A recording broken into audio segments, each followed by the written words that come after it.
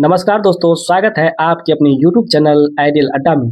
दोस्तों, आज की इस वीडियो में बात करेंगे रेलवे समान अध्ययन एसपीटी के रेलवे समान अध्ययन के पेज नंबर 4 के बारे में।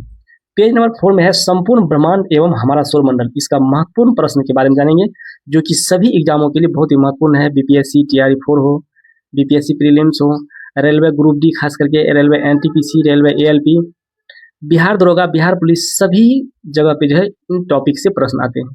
तो आइए शुरुआत करते हैं। संपूर्ण ब्रह्मांड एवं हमारा सौरमंडल।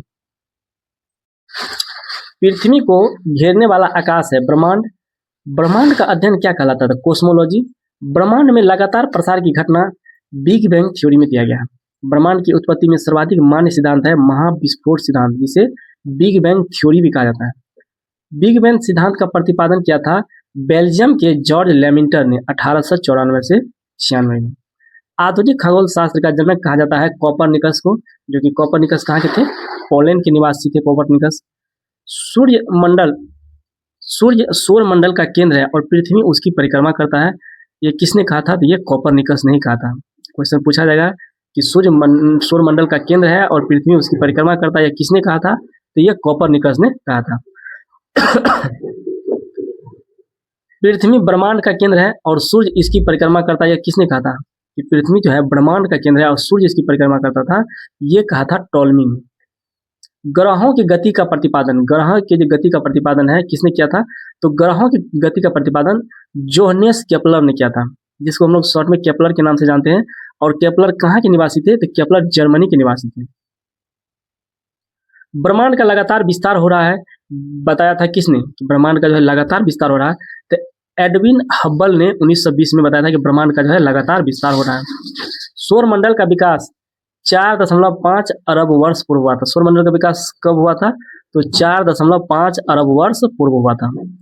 ब्रह्मांड का मौलिक कण है हिग्स बोसान। ब्रह्मांड का सबसे मौलिक कण क्या है? तो हिग्स बोसान। हिग्स बोसान का अन्य नाम क्या है? God particle. हिग्स बोसान को ही गॉड पार्टिकल के नाम से जाना जाता है। सर्न कहाँ स्थित है? जहां large hadron collider LHC machine द्वारा 2010 में हिग्स बोसान के निर्माण का प्रयास हुआ था। ये सर्न है कहाँ पे? तो ये जिनेवा में। क्वेश्चन पूछा जाएगा कि सर्न कहाँ स्थित है? तो सर्न जिनेवा में स्थित है और यहाँ पे ही large hadron collider LHC machine के द्वारा 2010 में हिग्स बोसान के निर्माण का प्रयास किया गया था। ब्रह्मांड की आयु कितनी है? तो ब्रह्मांड की आयु 13 बिलियन वर्ष माना जाता है। और ब्रह्मांड का व्यास कितना है? तो ब्रह्मांड का व्यास 10⁸ प्रकाश वर्ष है। ब्रह्मांड में विस्फोटी तारा कहलाता है। ब्रह्मांड में विस्फोटी तारा किसको कहते हैं? तो अभिनव तारा या सुपरनोवा तारा को जो है विस्फोटी तारा कहा जाता है। ब्रह्मांड में विस्फोटी तारा किसको कहते हैं? तो अभिनव तारा या सुपरनोवा तारा को विस्फोटी तारा कहा जाता है। सुपरनोवा क्या होता है? मृत प्राय तारे की विस्फोट अवस्था को सुपरनोवा कहते हैं। एक वर्ष में प्रकाश द्वारा तय की गई दूरी कहलाता है। तो एक वर्ष में प्रकाश द्वारा तय की गई दूरी कहलाता है प्रकाश वर्ष। खगोलीय दूरी का सबसे बड़ा मात्रक होता है पारसेक। खगोलीय दूरी का पूछा जाएगा कि खगोलीय दूरी का सबसे बड़ा मात्रक क्या होता है? तो खगोलीय दूरी का सबसे बड़ा मात्रक होता है पारसेक। और ये प्रश्न कई बार पूछा गया है कि एक पारसेक बराबर कितना प्रकाश वर्ष होता है? तो एक पारसेक बराबर 3.26 प्रकाश वर्ष होता है। एक पारसेक बराबर कितना प्रकाश वर्ष? तो 3.26 प्रकाश वर्ष।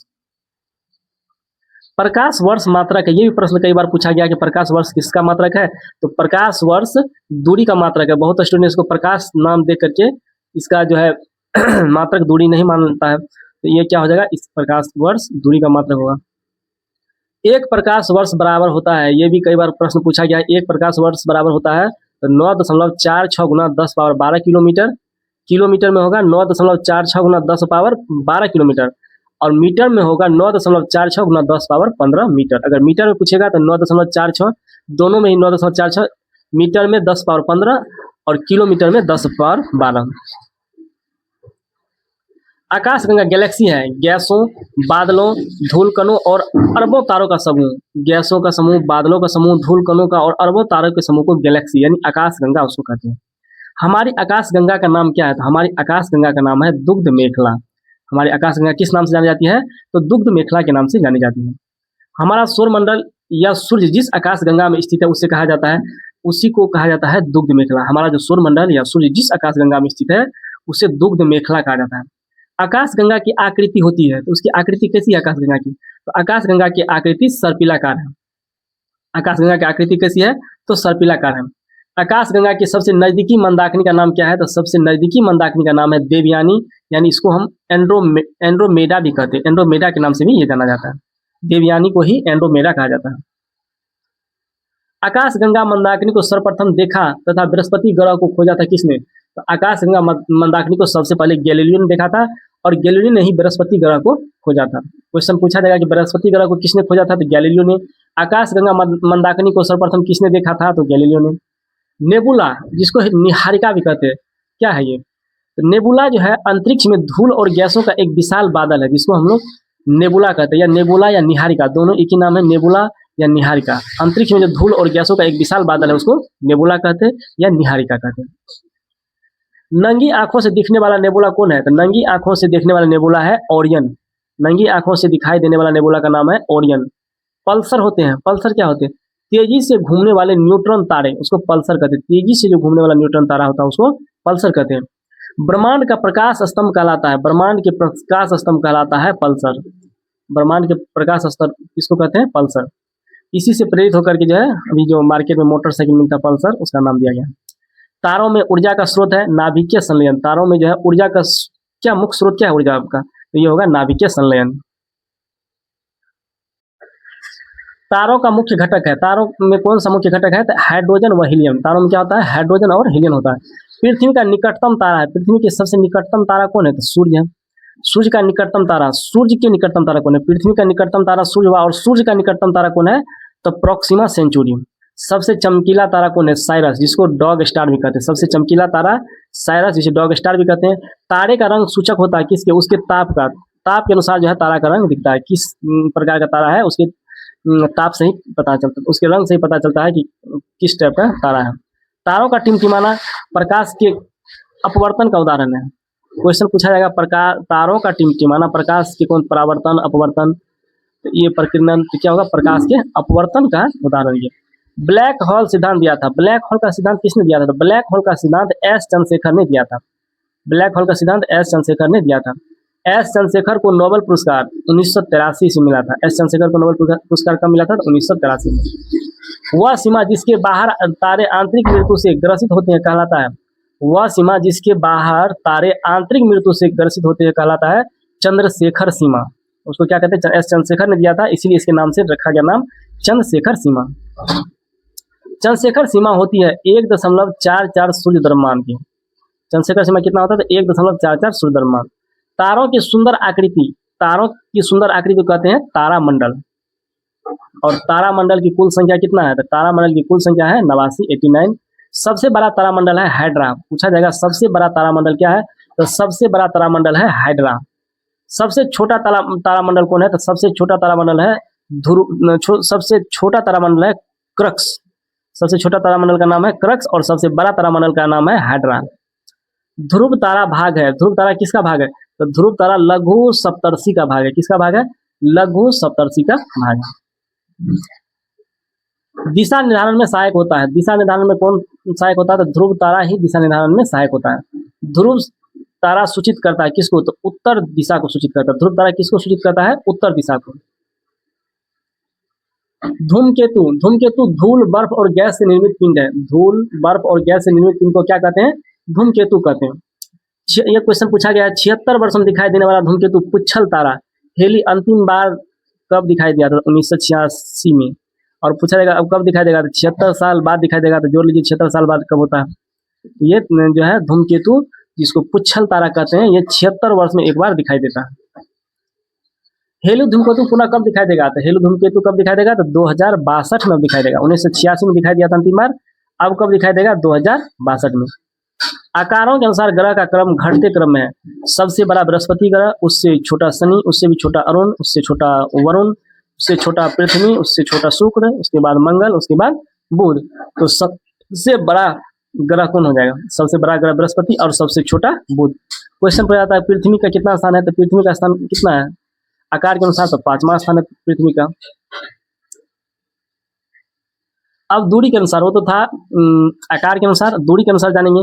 सबसे कम और सबसे ज़्यादा दूरी पे कौन है? तो सबसे कम दूरी पे है बुध। दूरी के अनुसार सबसे कम दूरी पे बुध, उसके बाद शुक्र, उसके बाद पृथ्वी, मंगल, बृहस्पति, शनि, अरुण और वरुण। क्वेश्चन पूछा जाएगा सूर्य से दूरी के अनुसार सूर्य से सबसे नजदीक ग्रह कौन है? तो बुध है। और सूर्य से सबसे दूर ग्रह कौन है? तो वरुण है। अब पृथ्वी दूरी के अनुसार कितना पे है? तो तीसरा नंबर पे है। आकार के अनुसार पांचवा नंबर और दूरी के अनुसार तीसरा नंबर। पहला बुध, शुक्र और पृथ्वी। सूर्य का केंद्रीय भाग है। सूर्य के केंद्रीय भाग को केंद्र या कोर कहते हैं। सूर्य के केंद्रीय भाग को क्या कहते हैं? केंद्र या कोर कहते हैं। सूर्य के केंद्र का तापमान कितना होता है? तो 15 डिग्री सेल्सियस, यानी सूर्य के सतह का तापमान होता है 6000 डिग्री सेल्सियस। क्वेश्चन पूछा गया है। सूर्य का भी, पृथ्वी के कोर का भी 6000 डिग्री सेल्सियस होता है, और सूर्य का सतह का भी तापमान क्या होता है? 6000 डिग्री सेल्सियस। और पृथ्वी के कोर का तापमान होता है 6000 डिग्री सेल्सियस। सूर्य का वायतम परत होता है क्रीट, या इसको कोरोना भी कहते हैं। सूर्य के वायतम परत को क्या कहता है? क्रीट कहा जाता है, जिसे कोरोना के भी नाम से जानते हैं। कोरोना उत्सर्जित करता है कौन सा किरण? Alpha, beta, gamma. तो ये कौन करता है? एक्स किरण उत्सर्जित करता है। सूर्य का दीप्तिमान सतह कहलाता है। सूर्य का दीप्तिमान सतह प्रकाश मंडल, इसे इंग्लिश में फोटोस्फीयर कहते हैं। सूर्य के दीप्तिमान सतह को प्रकाश मंडल या फोटोस्फीयर कहते हैं। प्रकाश मंडल का ऊपरी भाग जो प्रकाशमान नहीं होता है, वर्णमंडल, क्रोमोस्फीयर कहलाता है। प्रकाश मंडल का ऊपरी भाग जो प्रकाशमान नहीं होता है, उसको क्या कहते हैं? वर्णमंडल कहते हैं, क्रोमोस्फीयर कहते हैं। सूर्य का प्रमुख घटक है हाइड्रोजन, जिसमें सूर्य में 71% हाइड्रोजन होता है। हीलियम 26.5% हीलियम होता है, और अन्य तत्व 2.5% होता है। सूर्य के ऊर्जा का भी स्रोत नाभिकीय संलयन है। तारा का भी ऊर्जा का स्रोत क्या था? नाभिकीय संलयन। सूर्य के भी ऊर्जा का स्रोत है नाभिकीय संलयन। ऑप्शन में नाभिकीय विखंडन में रहता है, तो उसमें हम लोग जानेंगे कि सूर्य की ऊर्जा का स्रोत क्या है? नाभिकीय संलयन है। सूर्य का आकार पृथ्वी से 109 गुना बड़ा है। सूर्य का आकार पृथ्वी से कितना गुना बड़ा है? तो 109 गुना बड़ा है। सूर्य एवं पृथ्वी के बीच की औसत दूरी कितना है? तो 149.598 गुना 10 पावर 6, या 149.6 मिलियन किलोमीटर सूर्य ग्रहण होता है। ये क्वेश्चन कई बार सूर्य ग्रहण और चंद्र ग्रहण पे पूछा जाता है। तो सूर्य ग्रहण कब होगा? जब सूर्य एवं पृथ्वी के बीच में चंद्रमा आ जाएगा, तो तब क्या होगा? सूर्य ग्रहण होगा। और जब चंद्र ग्रहण कब होगा? जब सूर्य और चंद्रमा के बीच में पृथ्वी आ जाएगा। इसमें एक चीज याद रखना, सूर्य चेंजिंग नहीं होता। सूर्य क्या रहता है? फिक्स रहता है। चेंज कौन होगा? तो जब सूर्य और पृथ्वी के बीच में चंद्रमा आएगा तो सूर्य ग्रहण होगा, और सूर्य और चंद्रमा के बीच में जब पृथ्वी आएगा तब क्या होगा? चंद्र ग्रहण होगा। चंद्रमा जीवाश्म ग्रह, चंद्रमा को जीवाश्म ग्रह के नाम से भी जाना जाता है। चंद्रमा जीवाश्म ग्रह पृथ्वी की एक परिक्रमा करता है कितने दिन में? तो 27 दिन 8 घंटा में। अंतरिक्ष यात्री को आकाश कैसा दिखता है? ये क्वेश्चन कई बार पूछा गया है। तो अंतरिक्ष यात्री को आकाश काला दिखता है। आकाश नीला दिखता है प्रकीर्णन के, आकाश का रंग नीला जो दिखाई देता है, प्रकाश के प्रकीर्णन के कारण ये दिखाई देता है। सौर मंडल का मुखिया किसको कहा जाता है? सौर मंडल का मुखिया सूर्य को कहा जाता है। सौर मंडल में ग्रहों की कुल संख्या कितना है? 8 है। सबसे बड़ा एवं भारी ग्रह बृहस्पति, दूसरा सबसे बड़ा ग्रह शनि है। सबसे छोटा ग्रह बुध, जिसे इंग्लिश में मरकरी कहते हैं। सूर्य से सबसे निकट स्थित ग्रह है बुध, और पृथ्वी के सबसे निकट स्थित ग्रह है शुक्र। सूर्य के सबसे निकट बुध और पृथ्वी के सबसे निकट शुक्र। सूर्य और पृथ्वी से दूर स्थित ग्रह है वरुण। सूर्य से भी और पृथ्वी से भी दूर स्थित ग्रह कौन है? वरुण। पृथ्वी की पड़ोसी ग्रह है शुक्र एवं मंगल। सर्वाधिक चमकीला एवं गर्म ग्रह है शुक्र। सर्वाधिक ठंडा ग्रह है वरुण, नेपच्यून। और वरुण की खोज जॉन गेले द्वारा 1846 ईस्वी में किया गया था। वरुण की खोज जॉन गेले द्वारा जो है 1846 ईस्वी में किया गया था। सर्वाधिक उपग्रहों वाला ग्रह है शनि। सर्वाधिक सबसे ज्यादा उपग्रह शनि के पास है, और बिना उपग्रहों वाला ग्रह है बुध एवं शुक्र। क्वेश्चन कई बार पूछा गया विभिन्न एग्जामों में कि बिना उपग्रह वाला ग्रह कौन है? तो बुध और शुक्र के पास उपग्रह नहीं है। और सर्वाधिक उपग्रह वाला ग्रह कौन है? तो शनि है।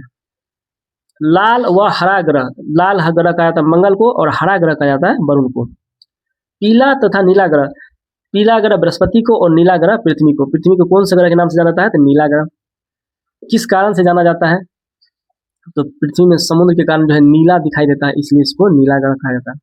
लेटा हुआ ग्रह किसे कहते हैं? लेटा हुआ ग्रह अरुण को, यूरेनस को कहा जाता है।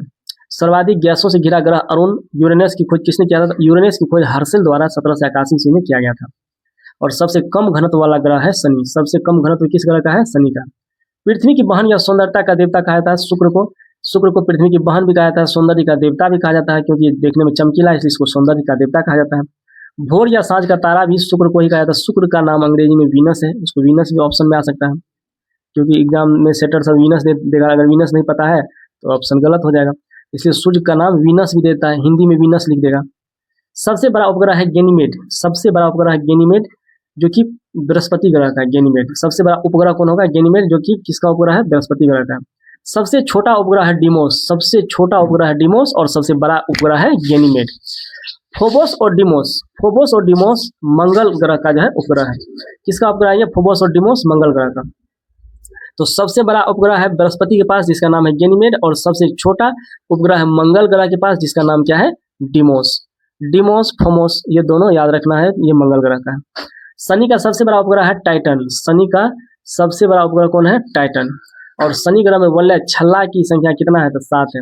शनि के रिंग्स के खोजकर्ता कौन थे? गैलीलियो। शनि के रिंग्स को किसने खोजा था? तो गैलीलियो ने खोजा था। सबसे तेज एवं सबसे धीमी गति से परिभ्रमण करने वाला ग्रह कौन है?